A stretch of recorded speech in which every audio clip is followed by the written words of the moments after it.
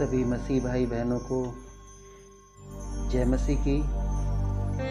दोस्तों, मैं बताना चाहता हूँ कि ये परिस्थिति बहुत ख़राब चल रही है और इस समय में जो है हर एक आदमी हर एक बात से किसी न किसी बात से परेशान है। तो प्रभु ने मेरे मन में इस बात को डाला कि क्यों ना मैं इस विषय पर वीडियो बनाऊं। जो प्रभु ने मुझसे बात किया मेरे मन में डाला है, मैंने सोचा कि मैं सारे मसीह भाई बहनों को उन तक इस संदेश को पहुंचाना चाहता हूं और प्लीज़ आप मेरी सपोर्ट करें इस संदेश को पहुंचाने के लिए। और ये संदेश को जहां तक हो सके आप इस संदेश को सभी को पहुंचा दीजिए, ताकि हर एक विश्वासी के पास, हर एक मसीह भाई बहन के पास पूरे हिंदुस्तान में ये संदेश पहुंच जाए, ताकि सब लोग इस बात से जागरूक हो जाएं और इस बात में समझ जाएं कि हमको करना क्या है। कि हमें इस समय ऐसा है इस समय में हमें ज़्यादा से ज़्यादा प्रार्थना करने की ज़रूरत है, ज़्यादा से ज़्यादा अपने आप को प्रभु में बनाए रखने की ज़रूरत है और अपने आप को पवित्र आत्मा की सामर्थ्य से भरने की ज़रूरत है। और हमें ज़्यादा से ज़्यादा जो महामारी चल रही है उस विषय के लिए ज़्यादा हमें प्रार्थना करने की ज़रूरत है। तो इस बात के ऊपर मैंने इस वीडियो को बनाया है जो प्रभु ने मेरे मन में डाला है। कृपया आप इस संदेश को पहुंचाने के लिए आप मदद करें और हर एक के पास, हर एक मसीह भाई बहन के पास ये संदेश पहुंच जाए। मसीह यीशु में बहुत ही महत्वपूर्ण सूचना, इस सूचना को बिना स्किप किए बड़े ध्यान से पढ़ें।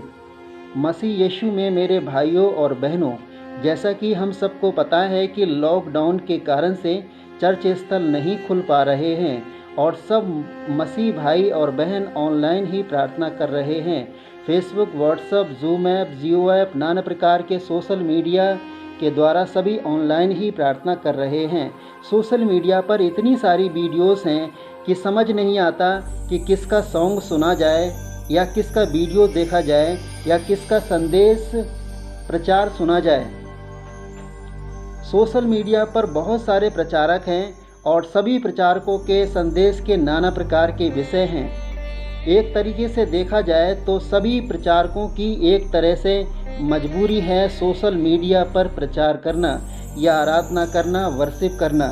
मजबूरी क्या है? लॉकडाउन। और लॉकडाउन क्यों हुआ? कोरोना महामारी, कोविड-19 महामारी के कारण से। तो मेरा सुझाव ये है कि हम अपने प्रचार के सारे विषय छोड़ करके सिर्फ एक विषय के लिए ही प्रार्थना करें और वो विषय है कोरोना कोविड-19 महामारी। पूरी दुनिया में इस महामारी के कारण से हाहाकार मचा हुआ है, तो क्यों ना हम अपने लिए, अपने परिवार के लिए, अपने समाज के लिए, अपने देश के लिए हम इस कोरोना कोविड-19 महामारी के लिए प्रार्थना करें कि ये महामारी हमारे देश से चली जाए, हमारे देश से दूर हो जाए। मुझे विश्वास है कि अगर हम सब मिलकर इसी एक विषय के लिए ही प्रार्थना करेंगे तो प्रभु परमेश्वर, प्रभु यीशु मसीह हमारी प्रार्थना को जरूर सुनेंगे। पवित्र शास्त्र बाइबल उठाइए और पढ़िए एस्तर की किताब। जब राजा के द्वारा, हामान के षड्यंत्र के द्वारा समस्त इजरायलियों के लिए मौत की आज्ञा निकल चुकी थी, तो एस्तर ने समस्त इजरायलियों से यूँ कहा कि तुम सब मिलकर मेरे निमित्त उपवास करो। जब सब लोगों ने उपवास किया तो वो मौत की आज्ञा टल गई। पवित्र शास्त्र बाइबल उत्पत्ति की किताब 18 और 19 अध्याय आप इसको पढ़ सकते हैं। इसमें सदोम और अमोरा की कहानी है। सदोम अमोरा को बचाने के लिए, यानी इब्राहिम ने अपने भतीजे लूत को बचाने के लिए, इब्राहिम ने परमेश्वर से विनती किया कि हे प्रभु, अगर उस नगर में 10 लोग भी अगर मिल जाएंगे तो क्या तू फिर भी उस नगर को नाश कर देगा? परमेश्वर ने कहा, यदि उस नगर में 10 लोग भी धर्मी मिलेंगे तो मैं तो भी उस नगर को नाश नहीं करूंगा। इसलिए हम अपने भारत देश में जितने भी मसीह भाई बहन हैं सब मिलकर प्रार्थना करें तो परमेश्वर हमारे देश पर दया करेंगे और वो इस कोरोना कोविड-19 महामारी से हमारे देश को बचाएंगे। पवित्र शास्त्र बाइबल योना की किताब, इसमें एक दृष्टांत हमें देखने के लिए मिलता है। इसमें लिखा है कि नीनवे शहर के लोग बड़े पापी थे। जब उन्होंने अपने गुनाहों से पश्चाताप किया, घुटनों पर आ गए, परमेश्वर के सामने अपने घुटने टेक दिए और उपवास करने लगे, तो जो परमेश्वर ने उनको नाश करने की प्लानिंग की थी वो परमेश्वर ने अपनी इच्छा बदल दी। वैसे ही अगर परमेश्वर के द्वारा ये महामारी इस दुनिया में आई है, अगर हम सब मिलकर इस महामारी के लिए प्रार्थना करेंगे तो परमेश्वर ने जो नाश करने की प्लानिंग की है तो परमेश्वर अपनी इच्छा बदल देंगे और वो हम पर दया करेंगे और हमें इस कोरोना कोविड-19 महामारी से हमें और हमारे देश को ज़रूर बचाएंगे। इसलिए मेरा सभी मसीह भाई बहनों से ये निवेदन है कि प्रचार संदेश के नाना प्रकार के विषय छोड़ करके सिर्फ एक विषय के लिए ही प्रार्थना करें और वो विषय है सिर्फ कोरोना कोविड-19 महामारी के लिए ही प्रार्थना करें, जिसके कारण से हम स्वतंत्र रूप से आराधना प्रार्थना वर्शिप नहीं कर पा रहे हैं। अगर ये महामारी नहीं होगी तो हम स्वतंत्र रूप से चर्च स्थल में ही आराधना प्रार्थना वर्शिप कर सकेंगे। नोट: अगर यदि आप सोशल मीडिया के द्वारा ही आराधना प्रार्थना वर्शिप करना चाहते हैं, यदि आप इसी तरह सोशल मीडिया पर ही नाना प्रकार के विषयों को लेकर संदेश प्रचार करना चाहते हैं, यदि आपको इसी तरह सोशल मीडिया पर डिजिटल माध्यम से ही संदेश प्रचार करना ही अच्छा लगता है, तो आप इस महामारी के लिए बिल्कुल प्रार्थना मत कीजिए, इस कोरोना कोविड-19 महामारी के लिए। यदि आपको सोशल मीडिया पर ही सोशल मीडिया डिजिटल माध्यम से ही आपको संदेश प्रचार करना अच्छा लगता है तो बिल्कुल प्रार्थना मत कीजिए इस कोरोना कोविड-19 महामारी के लिए। यदि आप स्वतंत्र रूप से चर्च स्थल में प्रार्थना करना चाहते हैं, यदि आप परमेश्वर की सेवकाई को स्वतंत्रता पूर्वक करना चाहते हैं और परमेश्वर की सेवकाई को बढ़ते हुए देखना चाहते हैं, तो आप ये प्रार्थना जरूर कीजिए। इस संदेश को जहाँ तक हो सके वहाँ तक हर जगह पहुँचा दो और इस संदेश के द्वारा एक सप्ताह पहले से पूरे देश में कोरोना कोविड-19 महामारी के लिए प्रार्थना करने का ऐलान कर दिया जाए। सभी मसीह समुदाय की सहमति से कम 40 दिन लगातार पूरे हिंदुस्तान के मसीह लोग 40 दिन लगातार सिर्फ इसी एक विषय के लिए ही प्रार्थना करें और वो विषय है कोरोना कोविड-19 महामारी। मेरा विश्वास है कि यदि पूरे भारत देश के मसीह विश्वासी लोग इसी एक विषय के लिए ही प्रार्थना करेंगे तो परमेश्वर हम सबकी प्रार्थना जरूर सुनेंगे और वो हम पर और हमारे देश पर दया जरूर करेंगे और प्रभु परमेश्वर प्रभु यीशु मसीह हमें और हमारे देश को इस कोरोना कोविड-19 महामारी से छुटकारा जरूर देंगे और हम सबको स्वतंत्र करेंगे। और जब हम स्वतंत्र हो जाएंगे तो हम चर्च स्थल में ही आराधना वर्शिप कर सकेंगे और फिर हम कहीं भी ईश्वरीय सत्संग लगा सकते हैं और फिर परमेश्वर का काम और उसकी सेवकाई और बढ़ेगी और लोग आशीषित भी होंगे। नोट: अगर ये सुझाव जिस किसी व्यक्ति को सही लगे वो हमसे संपर्क कर सकते हैं और जिस किसी व्यक्ति को ये सुझाव सही ना लगे तो वो भी हमसे संपर्क करें और अपना सुझाव बता सकते हैं। मैंने इसलिए इस विषय पर इसलिए विचार किया है, परमेश्वर ने मेरे मन में इस बात को डाला था। मैंने बाइबल उठाया और मुझे देखने के लिए मिला कि ये महामारी के कारण से हमारे पूरे देश में हाहाकार मचा हुआ है और कोई तो वैक्सीन का इंतज़ार कर रहा है, कोई दवाई का इंतज़ार कर रहा है कि ये दवाई आएगी तभी हमारा इलाज हो सकता है और बाकी का कोई इस महामारी का कोई इलाज अभी तक ढूंढने में नहीं आया है। और सोशल मीडिया पर फेसबुक पर अगर देखा जाए तो कम से कम 30% जो है दूसरी वीडियोस मिलेंगी और कम से कम 70% जो है कोरोना महामारी कोविड-19 की वीडियोस मिलेंगी, सबसे ज़्यादा उसकी वीडियोस मिलेंगी। इसका मतलब ये है कि हमारे देश में इस महामारी ने अपना कब्जा पूरी रीति से छा लिया है और इसलिए हमें ज़्यादा से ज़्यादा इस महामारी के लिए प्रार्थना करने की ज़रूरत है। मैंने एक दृष्टांत आपके लिए बताया था, एस्तर की किताब, जिसमें बहुत सारी बातें लिखी हुई है और उसमें एक घटना है कि जब राजा के द्वारा आज्ञा निकल चुकी थी सारे इजरायलियों को मारने के लिए कि सारे इजरायलियों का नाश कर दिया जाए और ये षड्यंत्र हामान ने रचा था। लेकिन जब सारे इजरायलियों को इस बात का पता चला तो उसके बाद से वो सारे देश में हाहाकार मचा और वो सारे सब दुखी थे, परेशान थे और ये बात एस्तर तक पहुंचाई गई। तो एस्तर ने बोला कि तुम क्या करो, तुम मेरे निमित्त जो है उपवास करो। और सब लोगों ने जब उपवास किया और घुटनों पर आ गए और इस पश्चाताप करने लगे, तो लिखा है कि जो राजा ने आज्ञा निकाली थी वो आज्ञा क्या हो गई, टल गई। अगर उसी प्रकार हम भी अगर इस महामारी के लिए प्रार्थना करेंगे तो मौत की जो आज्ञा निकली है, यदि परमेश्वर की ओर से अगर ये निकली है मौत की आज्ञा महामारी के कारण से, तो क्या ये आज्ञा, ये महामारी नहीं जा सकती है? मेरा विश्वास है कि जरूर जा सकती है। दूसरा दृष्टांत मैंने बताया था कि अब्राहम ने जो है परमेश्वर से विनती किया सदोम अमोरा को बचाने के लिए, यानी अपने भतीजे लूत को बचाने के लिए विनती किया था। तो वहाँ पर ये घटना बताई गई है कि जब परमेश्वर और अब्राहम दोनों आपस में मिले, अब्राहम परमेश्वर से मिला और अब्राहम को पता था कि परमेश्वर जो है सदोम अमोरा को नष्ट कर देगा और उसे इस बात का पता था कि मेरा भतीजा लूत उस नगर में रहता है। अगर परमेश्वर जो है उस नगर को नाश कर देगा तो मेरा भतीजा भी वहाँ उस नगर में नाश हो जाएगा। इसलिए उसने परमेश्वर से विनती किया कि हे परमेश्वर, हे प्रभु, अगर उस नगर में 50 मिलेंगे, 50 लोग भी धर्मी मिलेंगे, तो क्या तू फिर भी उस नगर को नाश कर देगा? परमेश्वर ने कहा नहीं, अगर 50 लोग भी मिलेंगे तो मैं उस नगर को नाश नहीं करूँगा। फिर बोला कि अगर 40 लोग मिलेंगे तो भी नाश कर देगा तू? बोला 40 मिलेंगे तो भी नाश नहीं करूँगा। उसके बाद बोला 30 अगर मिलेंगे तो भी नाश कर देगा? बोला हाँ, कि अगर 30 भी मिलेंगे तो भी नाश नहीं करूँगा। उसके बाद बोला कि अगर 20 लोग भी मिलेंगे तो क्या तू फिर भी परमेश्वर को उस नगर को नाश कर देगा?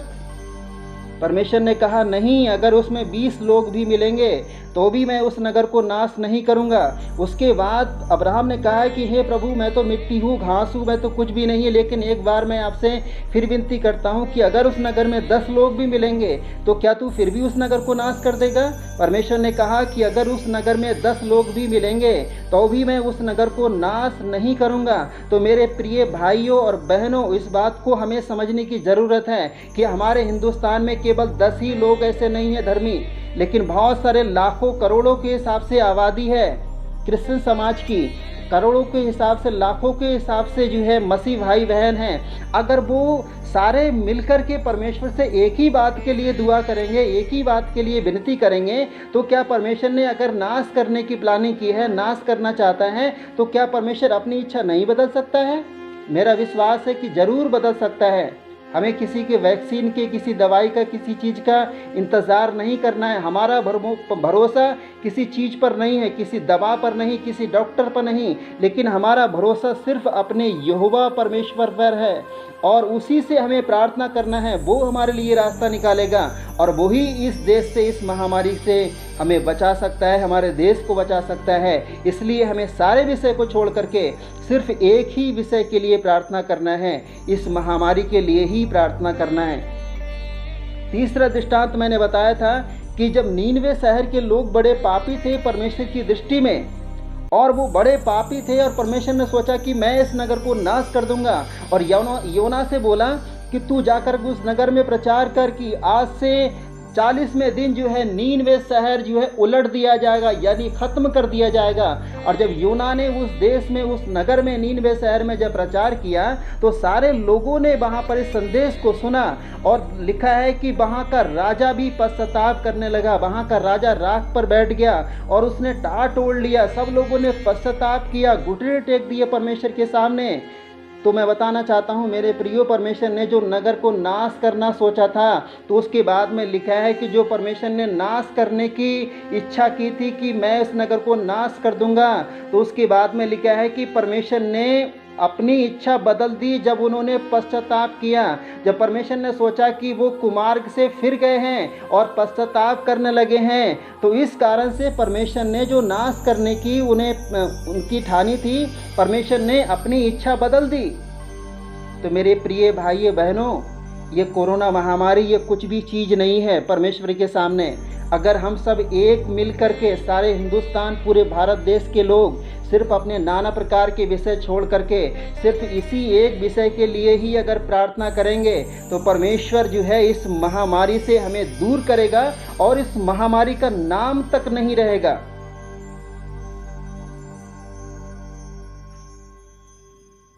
इस बात को हमें समझना बहुत ज़रूरी है।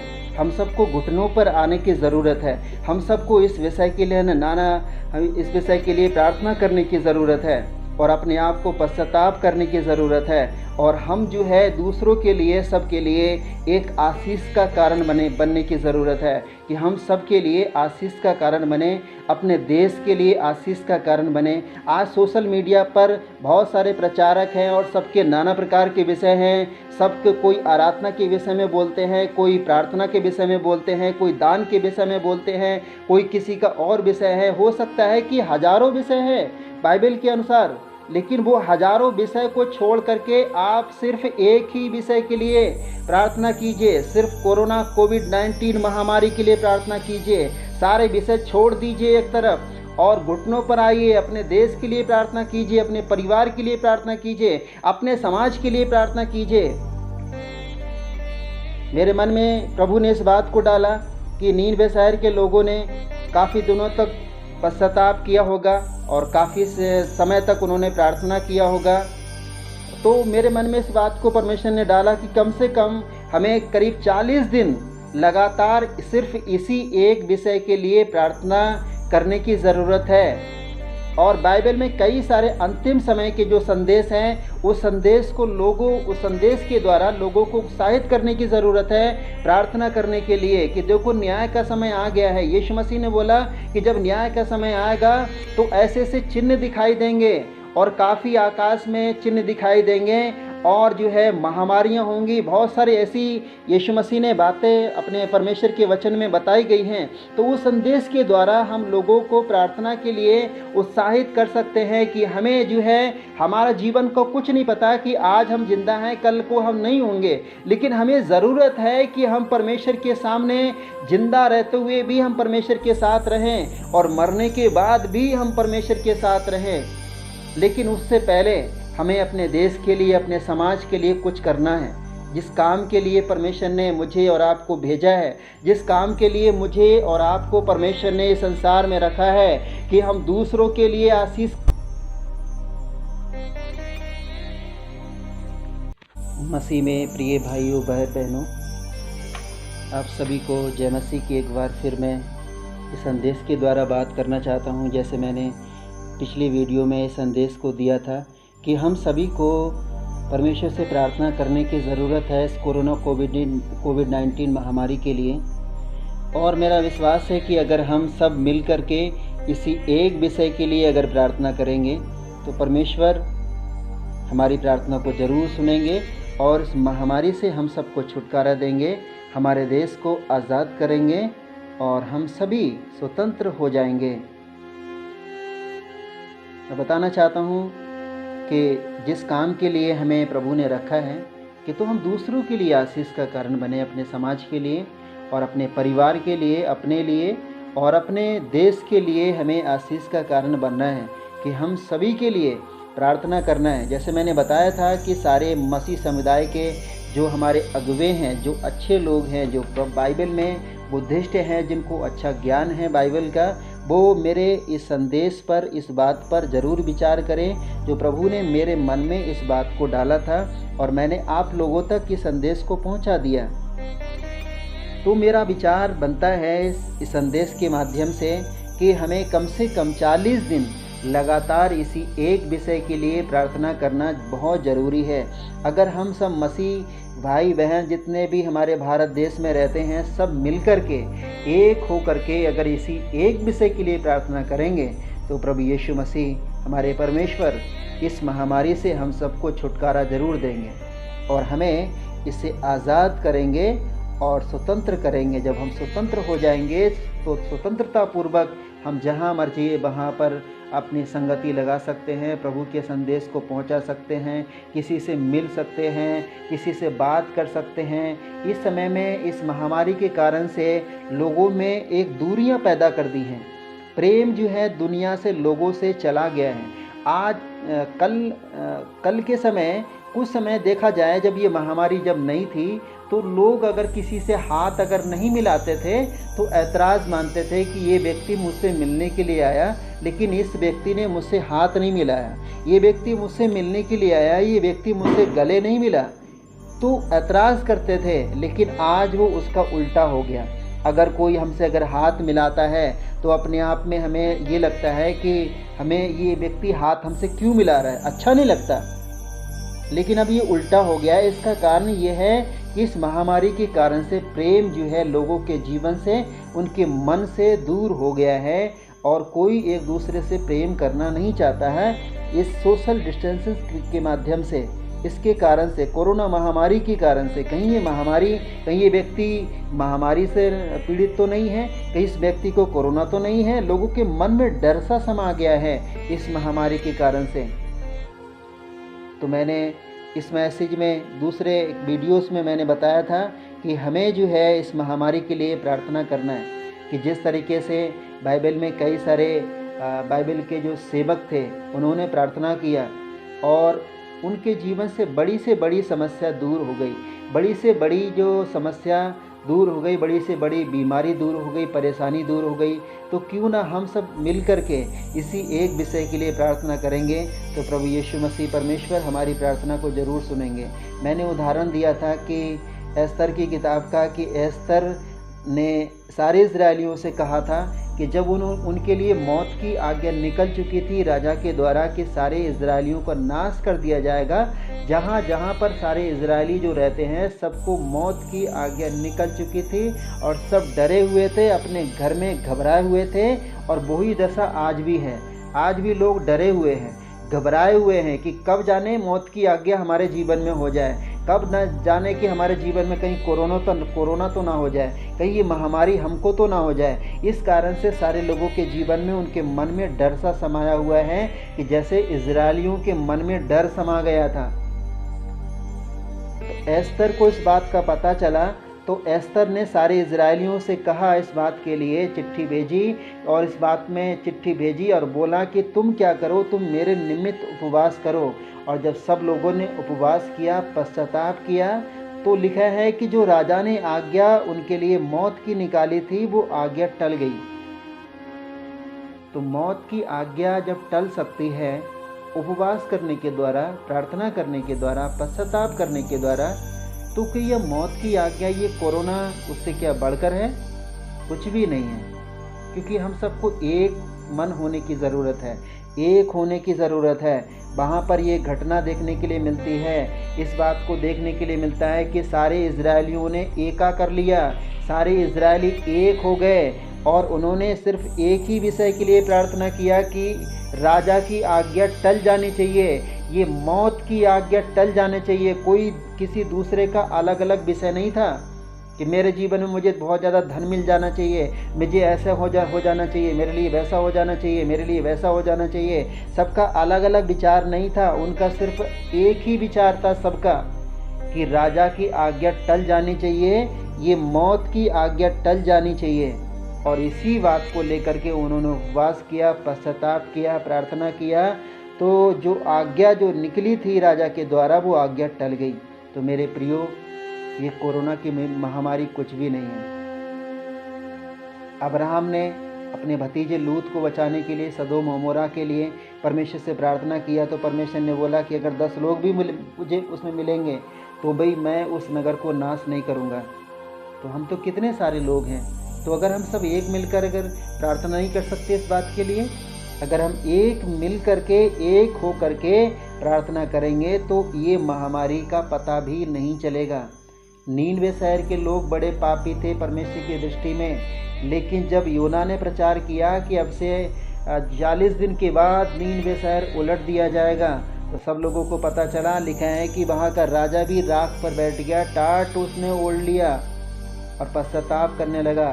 सारे लोगों ने उपवास किया, वहाँ के जानवरों ने भी उपवास किया। तो लिखा है कि जो परमेश्वर ने उनको नाश करने की ठानी थी, परमेश्वर ने अपनी इच्छा बदल दी।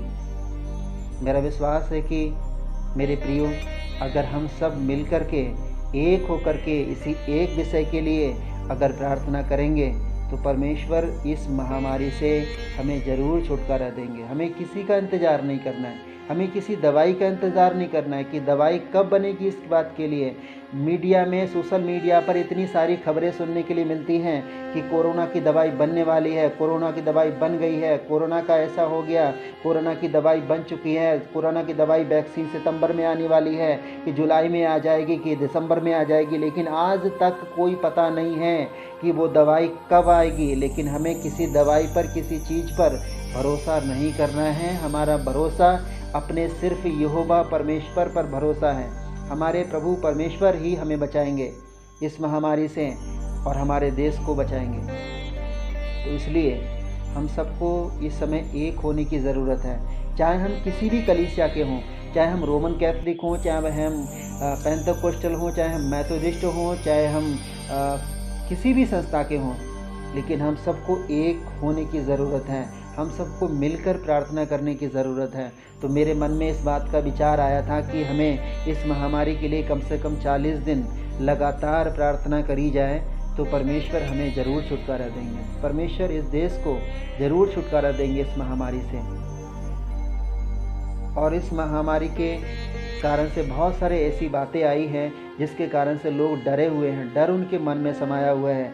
लेकिन जब ये डर दूर हो जाएगा तो हम स्वतंत्र हो जाएंगे और कहीं भी प्रार्थना कर सकेंगे, कहीं भी प्रचार कर सकेंगे और कहीं भी संगति लगा सकेंगे। आज चर्च स्थल नहीं खुल पा रहे हैं ठीक ढंग से, लेकिन जब ये महामारी नहीं रहेगी तो हम खुल्ला आराम से स्वतंत्र होकर के प्रभु की संगति लगा सकते हैं, प्रभु से प्रार्थना कर सकते हैं।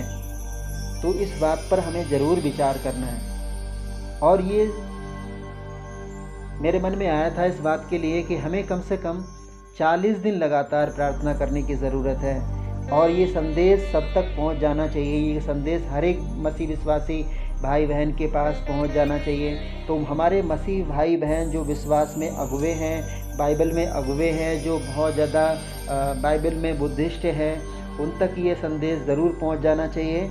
और ये संदेश जब उन तक पहुंचेगा तो अब वो अपनी सहमति से कम 40 दिन लगातार इस विषय के लिए प्रार्थना ज़रूर करें। और मैं जानता हूं कि ये संदेश जब पहुंच जाए तो कम से कम 1 हफ्ता पहले ये संदेश के द्वारा या किसी और संदेश के द्वारा जो आपको अच्छा लगता है कि आप अपने तरीके से संदेश बना सकते हैं, आप अपने तरीके से संदेश लिख सकते हैं, तो उस संदेश के माध्यम से वो संदेश सब तक पहुंच जाना चाहिए। और जब वो संदेश सब तक पहुंच जाएगा, 8 से करीब 10 दिन तक इस बात का ऐलान किया जाए, फिर उसके बाद में एक तारीख निश्चित की जाए कि इस तारीख से लेकर के इस तारीख तक उपवास प्रार्थना करनी है और प्रार्थना करनी है इस कोरोना कोविड-19 महामारी के लिए। कोई दूसरा विषय नहीं होना चाहिए, कोई आराधना का विषय नहीं होना चाहिए, दान का विषय नहीं होना चाहिए, कोई और विषय नहीं होना चाहिए। बाइबल के हिसाब से हजारों विषय हैं, लेकिन इस समय में हमारा कोई भी विषय नहीं होना चाहिए। हमारा विषय सिर्फ एक ही विषय होना चाहिए, कोरोना कोविड-19 महामारी। सिर्फ एक ही विषय के लिए प्रार्थना करना है कि बाइबल में जब लोग जब एक मन हो गए और उन्होंने एक विषय के लिए प्रार्थना किया, एक मन होकर के, तो उनकी प्रार्थना सुनी गई। पेंतेकोस्त के दिन बहुत सारे लोग बैठे थे, लगभग 120 लोग वहाँ पर बैठे हुए थे। तो उनका अलग अलग विचार नहीं था, उनका एक ही विचार था कि हे प्रभु, हमको कुछ नहीं चाहिए, हमको सिर्फ पवित्र आत्मा चाहिए, परमेश्वर का आत्मा चाहिए, पवित्र आत्मा चाहिए। तो परमेश्वर ने उनकी प्रार्थना को सुना और वहाँ पर पवित्र आत्मा उतरा और वो सब पवित्र आत्मा से भर गए। तो मेरे प्रियो, बाइबल में बहुत सारे ऐसे उदाहरण हैं कि अगर हम एक मन होकर के प्रार्थना करेंगे तो बड़ी से बड़ी महामारी, बड़ी से बड़ी समस्या टल सकती है, बड़े से बड़ा रोग दूर हो सकता है। सिर्फ हमें एक मन होने की ज़रूरत है, सिर्फ हमें एक होने की ज़रूरत है, चाहे हम किसी भी संस्था के क्यों ना हो। हमारे प्रभु में जो अगुवे हैं, इस संदेश पर ज़रूर विचार करें। लेकिन मैं बताना चाहता हूँ इस संदेश के माध्यम से एक बात और, अगर जिन व्यक्ति के लिए सोशल मीडिया पर प्रचार करना, सोशल मीडिया पर हज़ारों प्रचारक हैं और वो अपने तरीके से प्रचार करते हैं और एक तरीके से स्टाइल बन गया है डिजिटल माध्यम से प्रचार करना। अच्छी बात है, मैं इसको बुरा नहीं बताता, लेकिन अच्छी बात है प्रचार करना। लेकिन हमारा सिर्फ उद्देश्य वो ही नहीं होना चाहिए कि हमारा सिर्फ उद्देश्य यही है। जिन भाई बहनों के लिए अगर सोशल मीडिया पर प्रचार करना अच्छा लगता है, जो पहले से चर्च चलाते थे, पहले से परमेश्वर के भवन में आराधना करते थे, पहले से संगति करते थे, लेकिन अब सबके देखा दुनी वो भी सब जो है सोशल मीडिया पर प्रचार करने लगे हैं और बहुत ज़्यादा प्रचार हो रहा है सोशल मीडिया पर और बहुत सारे प्रचारक हैं और सबके अलग अलग विषय हैं। तो मैं इस बात पर विचार अपना रखता हूँ कि हमें इस समय में अपने सारे प्रचार और सारे संदेश को बंद करके, सारे संदेश को छोड़ करके सिर्फ एक ही विचार रखना है कि हमें सिर्फ कोविड-19 महामारी के लिए ही प्रार्थना करना है। सिर्फ हमारा सबका एक ही उद्देश्य होना चाहिए, हमारी सबकी एक ही प्रार्थना होना चाहिए, हमारा सबका एक ही लक्ष्य होना चाहिए प्रार्थना का कि हमें सिर्फ इसी एक विषय के लिए प्रार्थना करना है और विषय है कोविड-19 महामारी के लिए। अगर एक मन होकर के प्रार्थना करेंगे तो परमेश्वर हमारी प्रार्थना को ज़रूर सुनेंगे। और जिन भाई बहनों के लिए ये विचार अच्छा लगा है तो वो हमें कमेंट कर सकते हैं, हमें बता सकते हैं और इस संदेश में हमारा नंबर भी है और आप इस नंबर पर बात कर सकते हैं हमसे और अपनी राय बता सकते हैं। ये नंबर आपको जो स्क्रीन में आपको दिख रहा है, ये 2 नंबर है, दोनों नंबर से आप बात कर सकते हैं, दोनों में से किसी नंबर से भी बात कर सकते हैं और अपना सुझाव, अपनी राय हमें बता सकते हैं ताकि हम सब इस बात में जागरूक हो जाएं और हमें इस महामारी के लिए ही प्रार्थना करना है। जो प्रभु ने मेरे मन में डाला, मेरे मन में विचार इस बात का दिया कि अगर हम अगर एक मन होकर के प्रार्थना करेंगे तो परमेश्वर ज़रूर हमें छुटकारा देंगे, ज़रूर उस महामारी से हमें आज़ाद करेंगे, हमारे देश को आज़ाद करेंगे।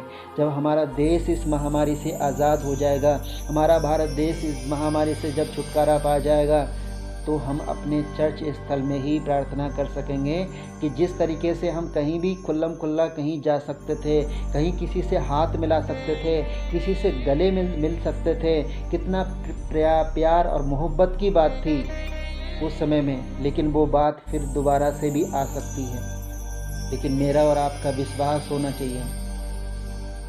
लेकिन अगर हमारा अलग अलग विचार है कि अलग अलग विचार रखते हैं कि हमको प्रार्थना करना है या नहीं करना है, हमें जिस तरीके से हम चला रहे थे सोशल मीडिया पर प्रचार हम कर रहे थे, हमको सिर्फ वो ही करना है। जिन लोगों के लिए, जिन हमारे जो परमेश्वर के दास हैं, जिनको अगर अच्छा लगता है कि सोशल मीडिया पर ही हम प्रचार करेंगे, हमको यही अच्छा लगता है, तो वो व्यक्ति, वो परमेश्वर के दास बिल्कुल भी इस प्रार्थना को ना करें। जिनको लगता है कि हाँ, हमें स्वतंत्र होने की ज़रूरत है, हमें आज़ाद होने की ज़रूरत है और हमें अपने देश के लिए आशीष का कारण बनने की ज़रूरत है, अपने समाज के लिए आशीष का कारण बनने की ज़रूरत है, अपने परिवार के लिए आशीष का कारण बनने की ज़रूरत है, एक और प्रेम को बढ़ाने की ज़रूरत है कि ये प्रेम हमारे देश में बना रहे, ये प्रेम दूर ना हो लोगों के दिलों से। आज लोगों के दिलों से प्रेम नाम की कोई चीज़ नहीं है, कोई किसी से हाथ नहीं मिलाना चाहता है, कोई किसी से गले मिलना नहीं चाहता, कोई किसी से बात करना नहीं चाहता।